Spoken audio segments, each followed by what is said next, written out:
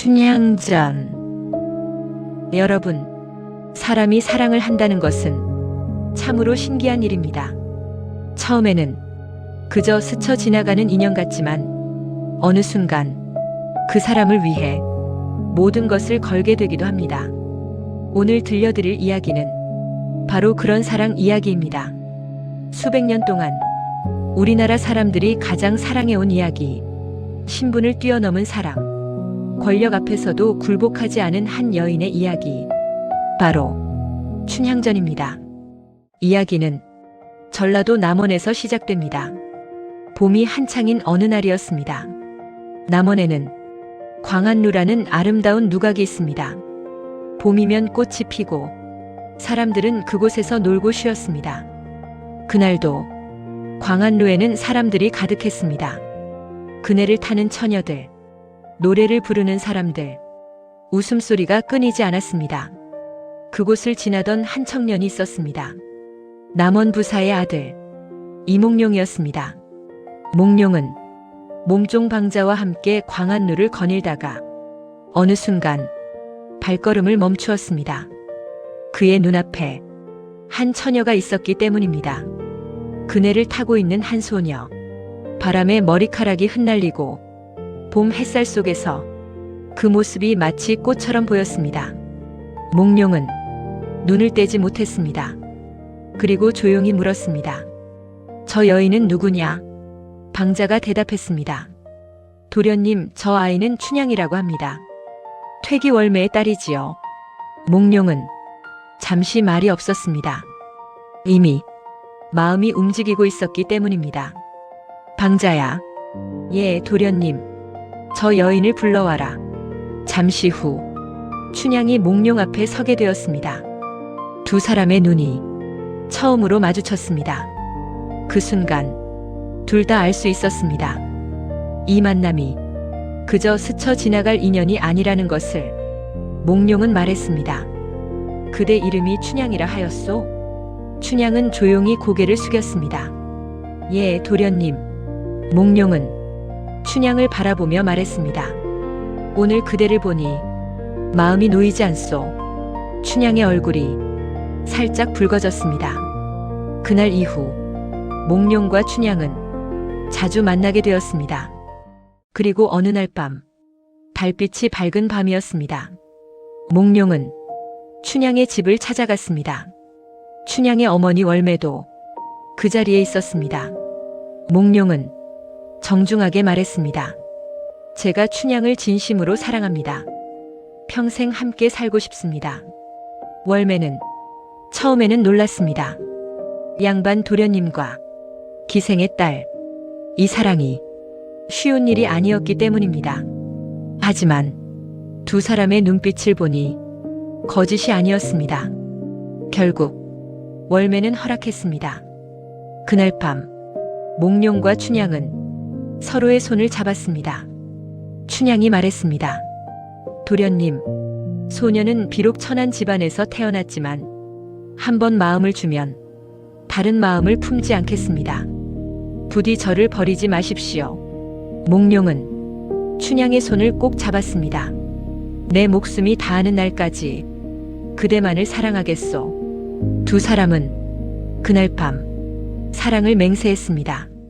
하지만 행복한 시간은 오래가지 않았습니다. 어느 날 갑작스러운 소식이 들려왔습니다.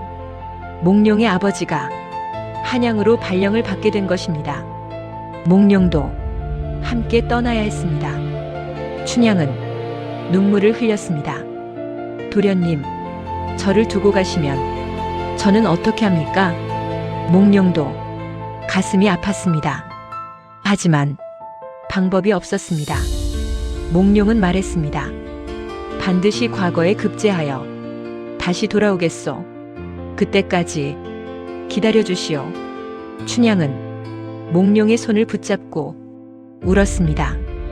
이별의 아침, 두 사람은 말없이 서로를 바라보았습니다. 그리고 몽룡은 떠났습니다. 몽룡이 떠난 뒤 남원에는 새로운 부사가 부임했습니다. 이름은 변학도였습니다. 그는 욕심이 많고 성격이 거칠었습니다. 어느 날 춘향의 소문을 들었습니다. 남원에 아주 아름다운 여인이 있다더라.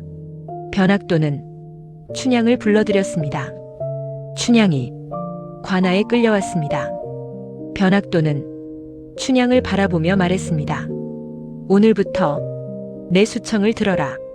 춘향은 조용히 고개를 들었습니다. 그리고 단호하게 말했습니다.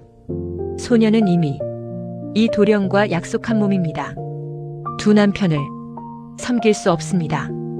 변학도의 얼굴이 굳어졌습니다. 감히 내 명을 거역하느냐. 결국 춘향은 매를 맞고 감옥에 갇히게 되었습니다.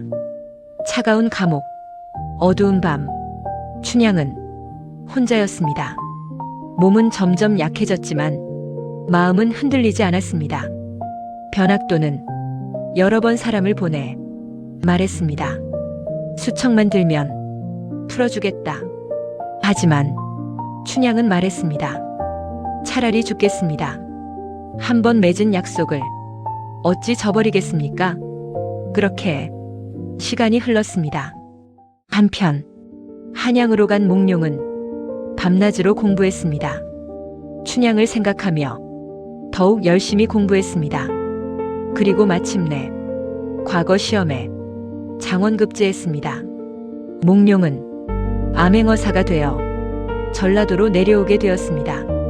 거지 옷을 입고 몰래 남원으로 돌아온 몽룡은 충격적인 이야기를 들었습니다. 춘향이 감옥에 갇혀 있다는 것이었습니다. 몽룡의 가슴이 무너져 내렸습니다. 며칠 뒤 변학도의 생일 잔치가 열렸습니다. 술과 음식이 가득한 자리. 그때 한 거지가 들어왔습니다. 바로 몽룡이었습니다. 몽룡은 시 한 수를 읊었습니다. 금잔에 담긴 술은 백성의 피여, 옥쟁반의 음식은 백성의 기름이라. 촛불에 눈물이 떨어질 때 백성의 눈물도 떨어지고 노래소리가 높을수록 원망의 소리도 높다. 그 순간 밖에서 큰 소리가 울려 퍼졌습니다. 암행어사 출두. 순식간에 잔치는 뒤집어졌습니다. 변학도는 그 자리에서 붙잡혔습니다. 감옥 문이 열렸습니다. 사슬에 묶여있던 춘향이 천천히 밖으로 나왔습니다. 그리고 한 사람을 보았습니다. 몽룡이었습니다. 몽룡이 말했습니다. 춘향아. 춘향의 눈에서 눈물이 쏟아졌습니다. 도련님, 두 사람은 말없이 서로를 바라보다가 그 자리에서 서로를 끌어안았습니다. 오랜 기다림 끝에 다시 만난 것이었습니다. 변학도는 벌을 받았습니다. 남원의 백성들은 환호했습니다. 몽룡과 춘향은 마침내 정식 부부가 되어 한양으로 올라갔습니다. 그리고 오래오래 행복하게 살았다고 합니다. 여러분, 춘향전은 단순한 옛날 이야기가 아닙니다. 권력 앞에서도 굴복하지 않았던 한 여인의 용기, 사랑을 지키기 위해 끝까지 노력했던 한 남자의 약속.